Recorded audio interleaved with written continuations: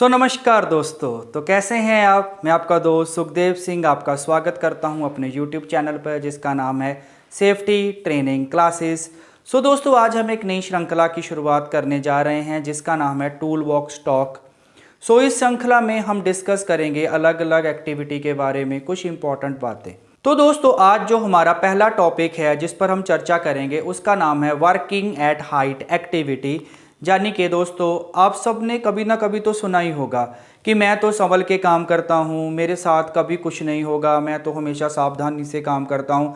लेकिन सच तो यह है दोस्तों कि हाइट पे काम करते वक्त एक छोटा सा स्लिप, एक छोटी सी मिस्टेक, एक छोटी सी गलती एक सेकंड में ही हमारी ज़िंदगी बदल सकती है, एक सेकंड में ही किसी बड़े हादसे का कारण बन सकती है। तो आज का हमारा टॉपिक है यानी कि वर्किंग एट हाइट, यानी कि जब हम ऊंचाई पे काम कर रहे हैं तो हमें किन किन सेफ्टी प्रिकॉशंस का ध्यान रखना है, या ऐसी कौन कौन सी सेफ्टी की चीज़ें हैं जिनको हमें अपने दिमाग में रखना है जब भी हम हाइट पे काम कर रहे हैं। दोस्तों तो मैं आपको कोई किताब का चैप्टर नहीं पढ़ाने वाला, आज हम बहुत ज़्यादा किताबी बातें नहीं करेंगे। मैं आपके साथ कुछ कहानियाँ, कुछ एग्जाम्पल और कुछ सेफ्टी के सिंपल से टॉपिक डिस्कस करूँगा, शेयर करूँगा जो हमारी लाइफ को बचा सकते हैं, या काम पे हमारे लिए मददगार साबित हो सकते हैं। दोस्तों एक बार एक फैक्ट्री में पेंट का काम चल रहा था। पेंटर जो है वो स्कैफोल्डिंग पे चढ़ के पेंटिंग का काम कर रहा था। थोड़ा सा साइड में झुक के एक कॉर्नर पे पेंट करने गया। हार्नेस यानी फुल बॉडी हार्नेस तो पहनी हुई थी लेकिन हुक लगाना भूल गया। एकदम से बैलेंस बिगड़ा और नीचे गिर गया। बच गया क्योंकि नीचे सेफ्टी नेट था। लेकिन दोस्तों हर जगह सेफ्टी नेट नहीं होता है और हर बार किस्मत साथ नहीं देती। सिंपल भाषा में समझें तो वर्किंग एट हाइट का सिंपल मतलब है ग्राउंड लेवल से ऊपर कोई भी काम। और हमारी इंडस्ट्री में जब कोई भी काम 1.8 मीटर से ऊपर की हाइट पे किया जाता है तो उसे वर्क एट हाइट कैटेगरी में काउंट करते हैं हम दोस्तों। चाहे फिर वो लैडर पे काम हो, स्कैफोल्ड पे हो, रूफ पे हो, किसी टैंक के ऊपर हो, या कोई भी ऐसा काम हो जो 1.8 मीटर की हाइट के ऊपर हो तो उसे as a working at height category में काउंट किया जाता है। और वहाँ पे काम करने के लिए हमें कुछ स्पेशल प्रिकॉशंस लेनी होती हैं दोस्तों। अब सोचिए जब भी हम हाइट पे काम करते हैं तो वहाँ पे क्या क्या खतरे हो सकते हैं दोस्तों। तो इसमें सबसे पहला आता है गिर जाना यानी कि फॉल फ्रॉम हाइट, ऑब्वियस है, राइट। उसके बाद आ जाता है टूल और मटेरियल का नीचे गिर जाना यानी कि फॉल फ्रॉम हाइट, किसी मटेरियल का या टूल का जमीन पे गिर जाना, हाइट से गिर जाना। स्ट्रक्चर जैसे स्कैफोल्डिंग वगैरह का कोलैप्स हो जाना या गिर जाना, लैडर का कोलैप्स हो जाना या गिर जाना, बारिश या हवा से हमारे सरफेस का स्लिपरी हो जाना, एक्सट्रीम वेदर कंडीशंस, बहुत तेज हवा का चलना, overhead electrical lines, overhead electrical line का शॉक, बिजली की तारें। तो ये सब खतरे रहते हैं जब भी हम वर्किंग एट हाइट एक्टिविटीज़ को परफॉर्म करते हैं। और सबसे बड़ी गलती लोग ये करते हैं कि सीधा हाइट पे चढ़ जाते हैं बिना सोचे समझे कि हाइट पे काम करने से पहले हमें कुछ चीज़ें हैं जिनका ध्यान जरूर रखना चाहिए। तो इसमें सबसे पहले नंबर पे आती है दोस्तों रिस्क असेसमेंट। तो रिस्क असेसमेंट का कॉन्सेप्ट क्या बताता है कि हमें यह समझना है कि उस काम को करते वक्त हमें क्या क्या खतरे हैं और वो जो खतरे हैं वो कितने ज़्यादा गंभीर हैं, कितने ज़्यादा सीवियर हैं, और उन खतरों के जो घटने की जो संभावना है, प्रोबेबिलिटी है, वो कितनी हाई है। दूसरा जो हमें इंपॉर्टेंट काम करना रहता है दोस्तों वो करना है, हमें चेक करना है हमारे जितने भी इक्विपमेंट्स हैं, चाहे वो लैडर है, स्कैफोल्ड है, हमारी फुल बॉडी हार्नेस है, उन सबको चेक करना है। कभी भी कोई भी टूल वो डैमेज नहीं होना चाहिए। डैमेज टूल्स का हम इस्तेमाल नहीं करेंगे जब भी हम वर्क एट हाइट एक्टिविटीज़ को परफॉर्म करेंगे। और तीसरा जो सबसे इंपॉर्टेंट चीज़ हम चेक करेंगे वो करेंगे वेदर को, यानी हमारा इन्वायरमेंट, उस समय का वेदर कैसा है, वहाँ पे बहुत तेज हवा तो नहीं चल रही, वहाँ पे बारिश तो नहीं हो रही, तो ऐसे काम को हम पोस्टपोन कर दें, वर्क एट हाइट एक्टिविटीज़ को परफॉर्म नहीं किया जाएगा। तो समझते हैं दोस्तों कि जब हम वर्क एट हाइट एक्टिविटीज़ करते हैं तो पीपीज क्यों इंपॉर्टेंट है। पीपीज यानी कि पर्सनल प्रोटेक्टिव इक्विपमेंट्स की क्या इंपॉर्टेंस है। दोस्तों पीपीज यानी कि पर्सनल प्रोटेक्टिव इक्विपमेंट्स जो होते हैं वो हमारे लिए लाइफ लाइन है, लेकिन ये तब ही काम करेंगे जब इनको सही तरीके से पहना जाए। तो हमेशा याद रखें, अगर आपने हेलमेट पहना है तो हेलमेट बिना चेन स्ट्रिप के सिर्फ एक टोपी है, एक कैप है जो जरा सा झटका लगने पे, जरा सा भी जर्क लगने से निकल जाएगा, रिमूव हो जाएगा। सेफ्टी हार्नेस जो है, जिसे हम फुल बॉडी हार्नेस भी कहते हैं, वो बिना हुक को एंकर किए हुए सिर्फ एक बेल्ट है, एक रस्सी है जो हमारी कोई मदद नहीं कर सकती। और आपको जब भी काम करना है हमेशा फुल बॉडी हार्नेस का यूज़ करना है, और उसमें भी अगर डबल लैनियार्ड हो तो वो सबसे अच्छा है, क्योंकि वो हमें डबल प्रोटेक्शन प्रदान करेगा। तो इसके अलावा जब भी हम लोग सेफ्टी शूज़ पहनेंगे, कभी भी नॉर्मल चप्पल, शूज़ या स्लीपर वगैरह में कभी भी वर्किंग एट हाइट एक्टिविटीज़ को परफॉर्म नहीं करना है, क्योंकि जब भी हम स्कैफोल्डिंग पे चढ़ के काम करते हैं, जब भी हम किसी ऐसे रूफ टाइप टेरेस के काम करते हैं, तो वो स्लिपरी होते हैं, और वहाँ पे अगर जरा सा भी स्लिपरी हो गया तो स्लिप होने के कारण बहुत बड़ा हादसा हो सकता है। तो हमारे जो सेफ्टी शूज़ हैं वो स्लिप प्रूफ होने चाहिए। राइट दोस्तों, अगर आप ग्लव्स पहन रहे हैं तो प्रॉपर ग्लव्स पहने जाएंगे, जिसमें हम कट लेवल के हिसाब से पहनेंगे। अगर हम नॉर्मल एक्टिविटी कर रहे हैं, अगर हम इलेक्ट्रिसिटी से कर रहे हैं, तो वो इलेक्ट्रिकल की क्लास के हिसाब से होनी चाहिए कि वो क्लास 1 है, 2 है, 0 है, जब 3 है, 4 है, उस लेवल के क्लास के हिसाब से होने चाहिए।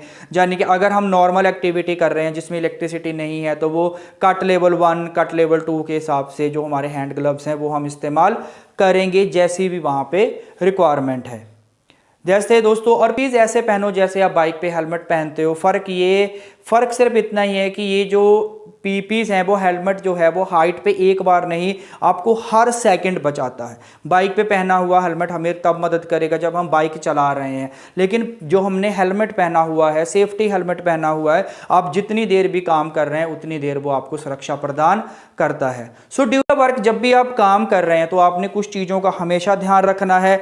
सबसे पहले तो काम शुरू करते वक्त ही अपनी हार्नेस को, यानी कि जो आपकी बेल्ट की हार्नेस है, उसको प्रॉपर तरीके से हैंकर पॉइंट पे लगाएं। राइट दोस्तों, और जो एंकर पॉइंट है वो स्ट्रांग होना चाहिए। कोशिश करें कि हमारी बेल्ट के, हमारी फुल बॉडी हार्नेस के जो एंकर पॉइंट है वो 2 अलग अलग लोकेशन पे हों, जो अगर भगवान ना करे कोई एक जो हमारा एंकरिंग पॉइंट है वो फेल भी हो जाता है, तो दूसरा एंकरिंग पॉइंट जो है वो हमें सेफ्टी प्रदान करेगा।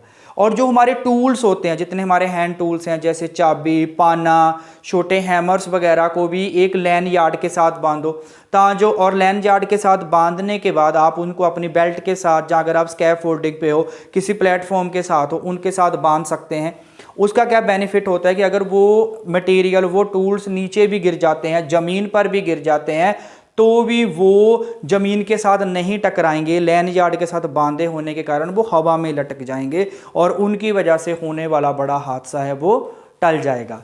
कभी भी ओवर रिएक्ट मत करें, यानी कि जैसे हम कहते हैं हॉर्स प्ले मत करें, यानी कि बिना बॉडी बैलेंस के, अपने बॉडी बैलेंस को, सेंटर को चेक करके ही ऊपर जाएं। कभी भी शॉर्टकट नहीं अपनाने हैं जब भी आप हाइट पे जा रहे हैं। अगर आपको स्कैफोल्डिंग पे चढ़ना है, सीढ़ी पे चढ़ना है, तो प्रॉपर फॉर्मेट को फॉलो करेंगे, स्टेप बाय स्टेप जाना है, स्टेप को स्किप नहीं करें। और एक बार मस्ती, धक्का मुक्की या जोकिंग बिल्कुल नहीं। हाइट पे मस्ती का मतलब होता है किसी भी बहुत बड़े खतरे को इन्विटेशन देना।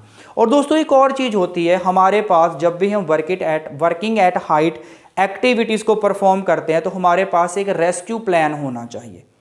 अगर कोई भी गिरता है, जहाँ हार्नेस में लटक जाता है, तो वहाँ पे हमारे पास कुछ ट्रेंड लोग अगर उसको समय रहते वहाँ से उतार लेते हैं, तो उसके साथ होने वाले बड़ी इंजरी को, या बड़े हादसे को रोका जा सकता है। हाइट से रेस्क्यू करने के लिए हम यूज़ कर सकते हैं, जैसे हमारे पास होनी चाहिए अवेलेबल बूम लिफ्ट है, सीजर लिफ्ट है, या रोप रेस्क्यू किट्स वगैरह होती हैं।